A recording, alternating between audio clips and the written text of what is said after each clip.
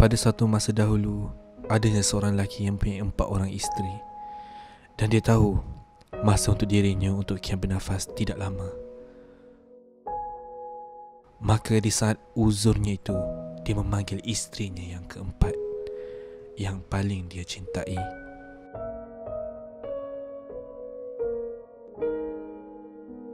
Si suami suatu hidupnya dahulu selalu menghiasi isteri keempatnya dengan pakaian cantik, perhiasan yang indah. Kemudian si suami bertanya pada isterinya yang keempat, "Sudikah awak mati bersama saya dan teman saya di alam barzah?"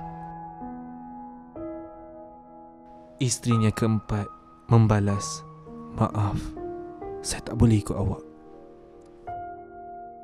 Dan isterinya berlalu pergi dari katilnya.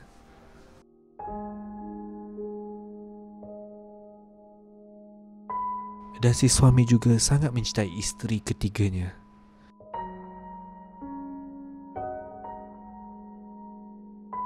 Dan berbangga dengannya.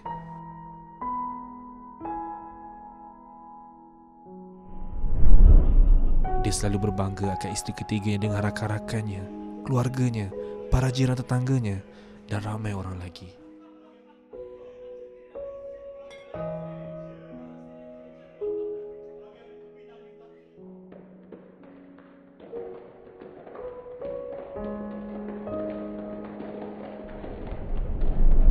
Kemudian, si suami memanggil pula isteri yang ketiga dan bertanya, "Sanggupkah awak teman saya ke alam sana?"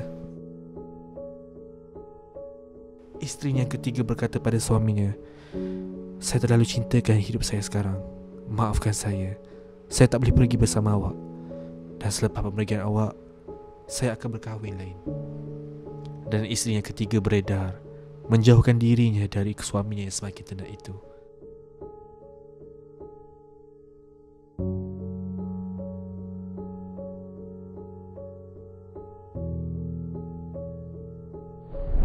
Isteri keduanya pula seorang yang sentiasa ada di sisinya semasa susah dan senang.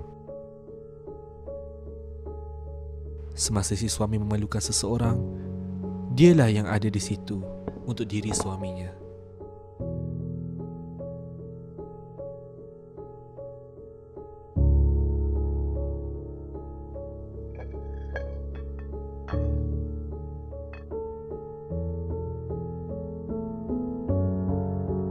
Jadi si suami bertanya, sudahkah isterinya yang kedua itu turut menyertai jejak langkahnya ke alam kematian? Isterinya kedua berkata, "Maafkan saya kerana tak dapat berada di sisi awak kali ini, tapi saya akan menemani awak sehingga ke perkuburan."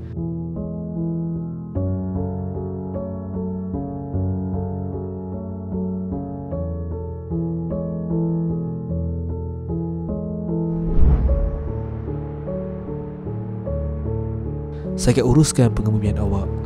Saya akan ingati awak sepanjang hidup saya." Kemudian ada satu suara memecah sunyi. "Saya akan ikut awak. Saya akan ikut awak ke mana sahaja awak pergi, walaupun tempat yang dituju itu adalah alam kematian."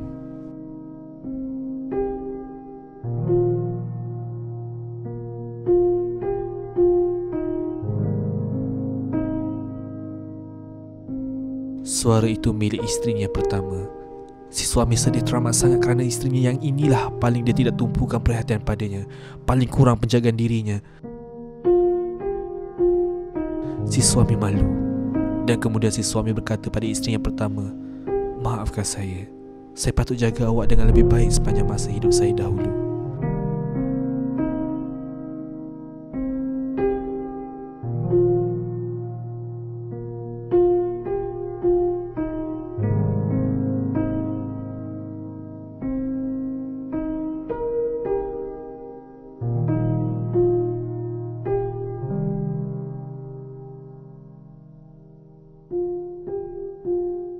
Begitulah sebuah kehidupan. Semua orang punya 4 orang isteri. Isteri keempat kita adalah tubuh badan kita.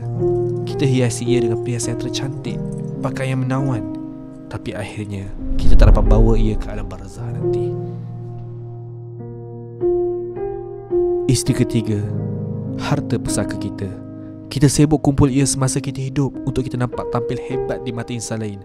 Namun akhirnya mereka tinggalkan kita bila bernyawa terpisah badan. Malah harta hasil titik peluh kita itu bertukar tuan. Mereka berkahwin dengan tuan yang baru serta diagih-agihkan. Dan isteri kedua kita adalah ahli keluarga kita dan sahabat handai kita. Mereka sentiasa ada bersama-sama kita, menyokong kita. Kita letak kepercayaan dan keyakinan pada mereka di saat kita jatuh atau berjaya. Tapi sejauh yang mereka boleh menemani kita hanyalah di tanah perkuburan. Dan isteri pertama kita adalah amal kita. Ia akan ikut kita dan menemani kita di alam barzah. Dia akan jadi sahabat setia kita. Jadi, jagalah tubuh badan kita sebaiknya. Jaga kesihatannya. Nikmati segala harta benda yang dikurniakan dalam skala yang sederhana, sehingga tidak melalaikan diri kita. Dan hargai masa bersama-sama keluarga tersayang. Cintai mereka seadanya. Dan untuk amal kita, perbanyakkanlah semaksimum mungkin solat, bersedekah, berdoa, menghambakan diri padanya. Kerana ia akan membantu kita tatkala semua insan dan makhluk meninggalkan kita sunyi sendiri di alam yang gelap gelita di bawah sana.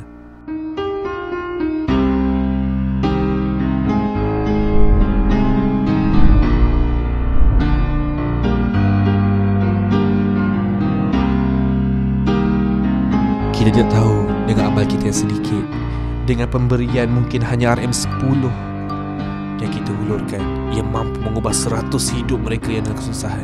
Amal jariah yang kita pandang kecil itu bukan sahaja membantu diri kita kelak, namun memberi impak yang besar pada insan sejagat yang lain.